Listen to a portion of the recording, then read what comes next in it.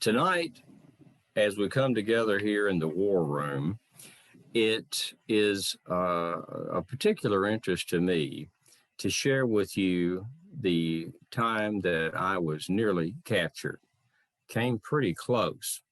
And it occurred on June the 22nd, or perhaps better, I should say, it did not occur on June the 22nd of 1862. But first, I have to back up. Battle of Shiloh. And after the battle, General Henry Wager Halleck is sent down to Pittsburgh Landing by the president to essentially to ask Wage to cries for my head because of such horrendous losses at the Battle of Shiloh. And when General Halleck gets on the scene about May the 11th, he immediately reorganized the Army. And we had the Army of the Tennessee, the Army of the Ohio, and the Army of the Cumberland under myself, Buell, and George Thomas. But General Halleck saw fit to reorganize the Army into one big army in three different columns. And he had Buell and Thomas and Sherman involved in the command of those armies. But you might notice in that listing, I'm not involved in the command of one of those wings. I was the commander of still by title of the Army of the Tennessee.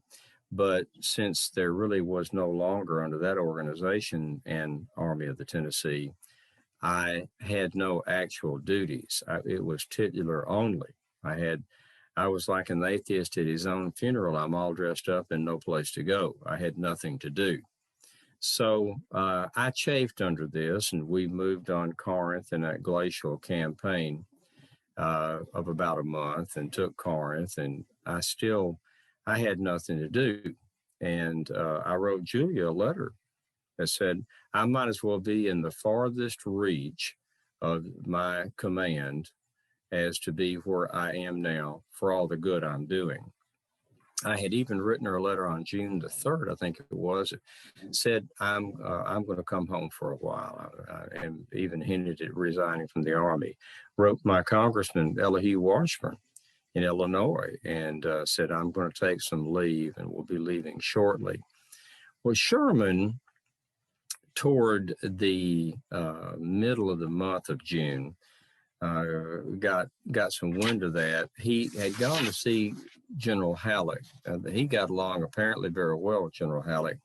But better I should recall with you what Sherman actually said about his visit with Halleck and finding out that I was leaving the Army on leave, but Sherman suspected I was going to resign. Sherman later wrote this about that event. A short time he had been ordered out of Corinth to Chewalla, Mississippi. A short time before leaving Corinth, I rode from my camp to General Halleck's headquarters, then in tents just outside of the town, where we sat and gossiped for some time, when he mentioned to me casually that General Grant was going away the next morning. I inquired the cause, and he said that he did not know, but that Grant had applied for 30 days leave, which had been given to him. Of course, we all knew that he was chafing under the slights of his anomalous position, and I determined to see him on my way back. His camp was a short distance off the Monterey Road in the woods and consisted of 4 or 5 tents with a sapling railing around the front. As I rode up, Majors Rawlins, Lago, and Hillier were in front of the camp, and piled up near them were the usual office and camp chests, all ready for a start in the morning. I inquired for the general and was shown to his tent, where I found him seated on a camp stool with papers on a rude camp table. He seemed to be employed in assorting letters, tying them up with red tape into convenient bundles. After passing the usual compliments, I inquired if it were true that he were going away. He said yes. I then inquired the reason, and he said, Sherman, you know that I'm in the way here. I have stood it as long as I can and can endure it no longer. I inquired where he was going to, and he said St. Louis. I then asked if he had any business in St. Louis, and he said, not a bit. I then begged him to stay, illustrating his case by my own. Before the Battle of Shiloh, I had been cast down by a mere newspaper assertion of crazy. But that single battle had given me new life, and now I was in high feather. And I argued with him that if he went away, events would go right along, and he would be left out. Whereas, if he remained, some happy accident might restore him to favor and his true place. He certainly appreciated my friendly advice, and I promised to wait a while, at all events not to go without seeing me again or communicating with me. Very soon after this, I was ordered to Chihuahua, where on the 6th of June, I received a note from him saying that he had reconsidered his intention and would remain. I cannot find the note, but my answer I have kept. Chihuahua, June 6, 1862, Major General Grant. My dear sir, I have just received your note and am rejoiced at your conclusion to remain, for you could not be quiet at home for a week when armies were moving, and rest could not relieve your mind of the gnawing sensation that injustice had been done to you. Well, I greatly appreciated Sherman's visit. I was going to go home, and once I got home, I was going to resign from the Army. I had stood it as long as I could stand it, and I could see no relief in sight. But Sherman's imploring me to stay heartened me. I did, and I'm glad, as things turned out, that I did, because there were several happy incidents and accidents that occurred that benefited me before the war was over. But on June the 21st, I asked General Halleck, could I move my headquarters to Memphis, which was in my district. We'd taken Memphis on June the 6th, and he said certainly and dismissed me. On the morning of June 21st, I left Corinth, Mississippi, en route to Memphis, which is about 75 miles away from Corinth. And I went initially with a detachment of troops that were being sent up to work on and repair the Memphis and Charleston Railroad. So we went a good part of the way on that first day with them, and then they went into camp to work on some of the railroads in the area. And I and my staff escort went on. I only had 12 men with me.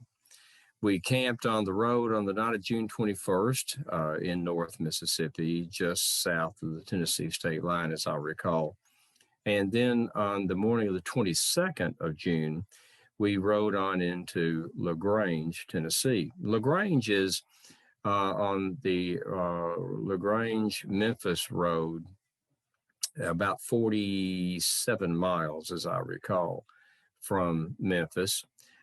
Actually, the road parallels to Memphis and Charleston, which is running almost due east at that place, at that location.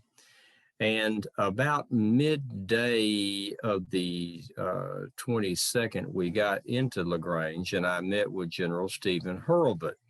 And Hurlbut is in command of the Army in that area that's guarding the junction of the Mississippi Central Railroad and the Memphis and Charleston. And they have a junction in Grand Junction, Tennessee, which is just a short distance away from LaGrange. And so Hurlbut is guarding that junction, and he's seeing to repair and construction on both the Memphis and Charleston and the Mississippi Central.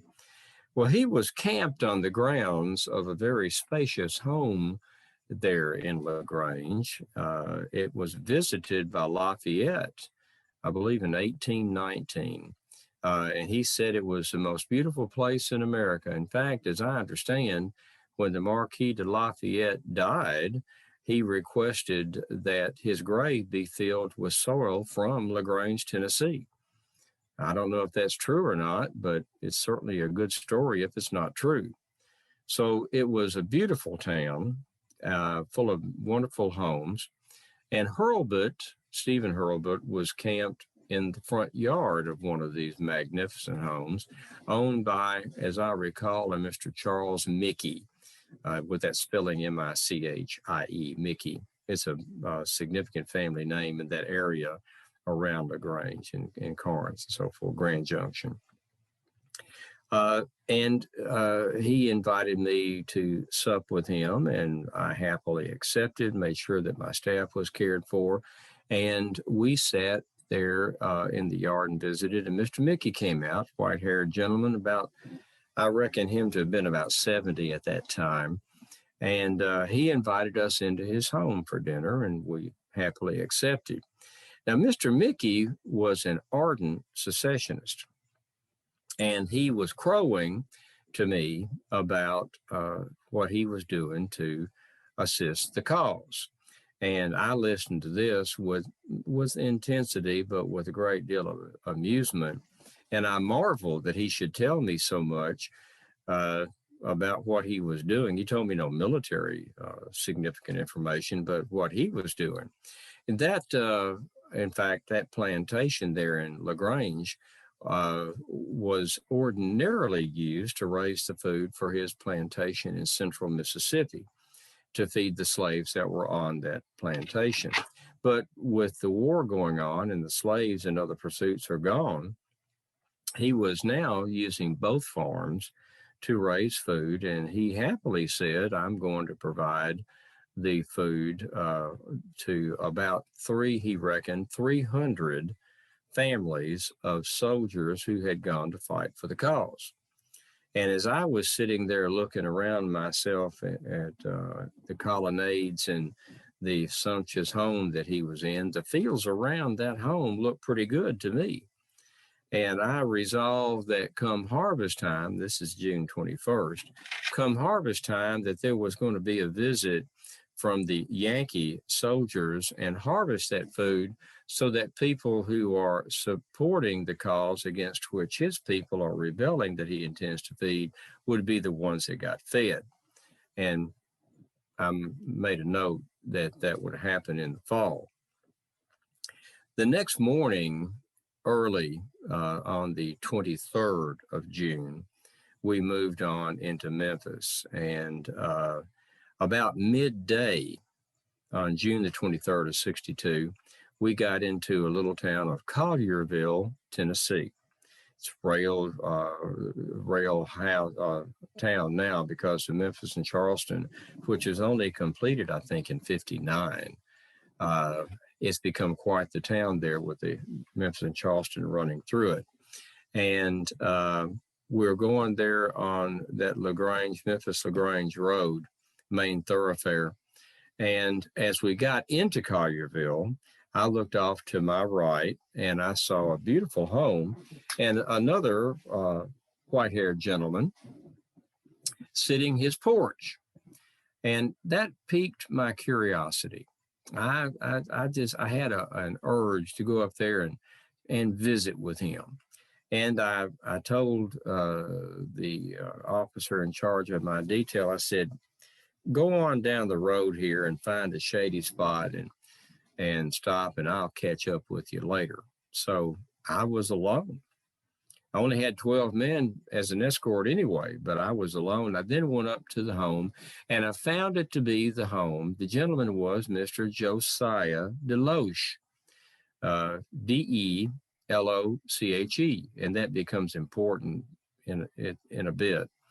But Mr. Deloche, it turns out, was an ardent Unionist.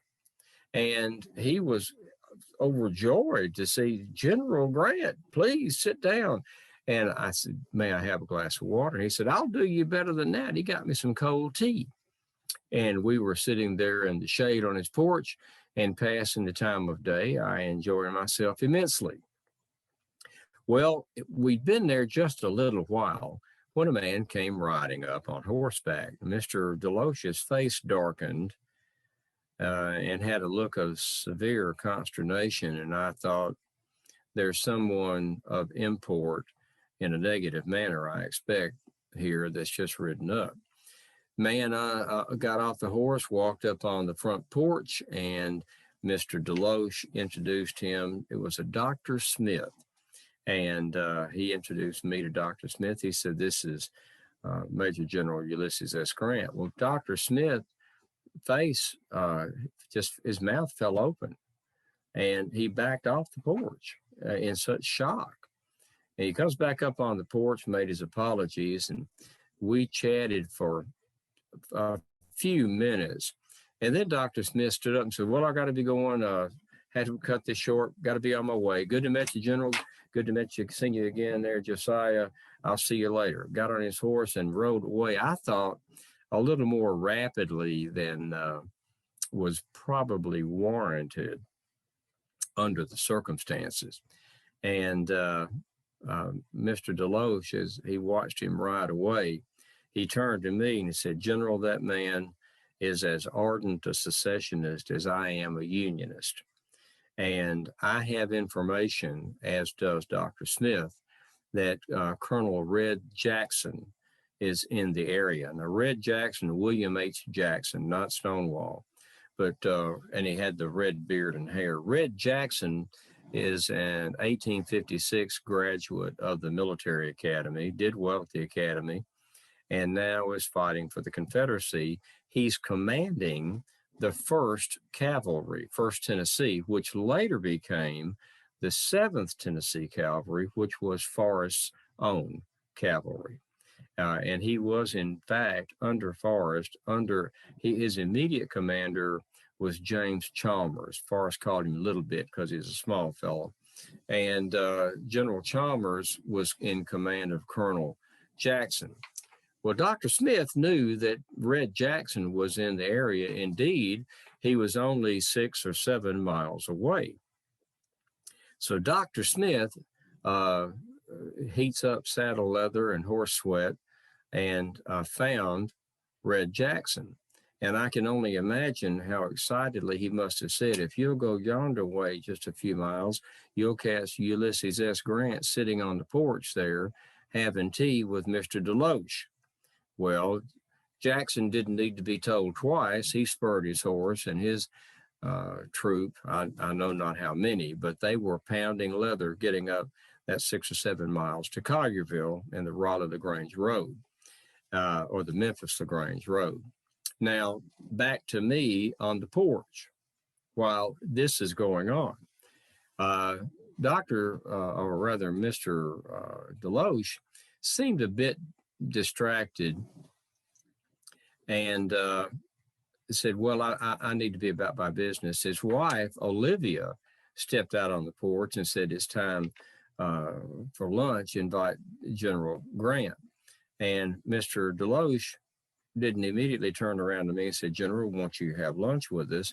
There was this leaden silence. And I took a hint and I said, no, I need to be on my way. Army, business. And she went back in the house, and Mr. Deloach walked me back to my horse and said, General, I'm sure sorry you're in a hurry, but I've got to be about my business too. Not abrupt with me, but obviously wanting to separate.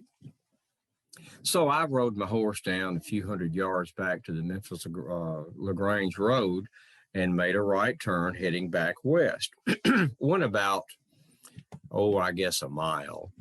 And over on the right, in front of another home in the shade of the trees, was the 12 men that I had as my escort, and several of them were asleep on the ground. The captain asked me when I rode up, General, do you want to go on into Memphis? And it's early, mid-afternoon, late June in Memphis. It was hot. And I said, no, let's just wait. Let's just wait. we'll stop in the shade of the trees to cool until the cool of the evening, and then we will go on into Memphis. It's only about 20 miles. We'll make it there early evening or tonight." And he said, "Fine." So I tied my horse to a fence and walked over and laid down in the shade and pulled my hat down over my face and promptly went to sleep. And a little while passed. I don't recall how long. And the captain shook me and said, "General, it's time to be going. It's late enough in the afternoon that it's as cool as it's going to get, and we need to be on. I'd like to get to Memphis before it gets dark." So we remounted and rode on into Memphis, and I arrived there that evening, early evening, very late afternoon. Now, what had happened in the interim, while I'm on the ground asleep with my hat over my face, Red Jackson is 6 or 7 miles just a little south or due south of where we were napping. And he got to the Raleigh-LaGrange Road, the main thoroughfare.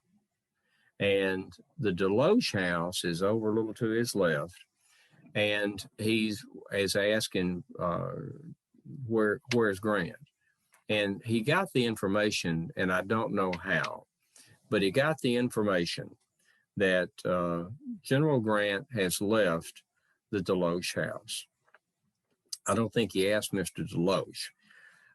And he thought for a few moments, and he came to, now he told me this later, and I'll tell you how I came to know. He came to the conclusion, he said, "How long's Grant been gone?" And they said about 45 minutes.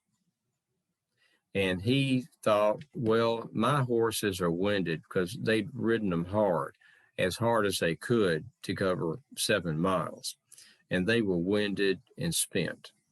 And he said, "I felt that if you'd had a 45-minute head start on me, that with winded horses, there was no way that I was going to catch up with you. So I determined not to make the pursuit." The irony of this is, if he had but reined his horse to the left and gone a mile, he would have found myself and my escort asleep on the ground without even our weapons in our hands to defend ourselves, and I would have been captured. But because of the irony of him thinking I had a 45-minute lead and I'd used that to keep moving, he decided not to pursue me. So I came a whisker's width of being captured. Now, there's more to the story. We got to the headquarters that night in Memphis, down at the Block building, right there at Court Square. And I went into my headquarters. And about 2 or 3 days later, I was told that there was a drover there that wanted to see me. And I said, "Certainly, show him in." It was a young man who was a drover driving wagons with a cattle herd that Red Jackson had captured, and a day or so later. And now he's the one that told me about Jackson finding out I had a 45-minute lead and deciding not to pursue me, reining around and going back down into North Mississippi.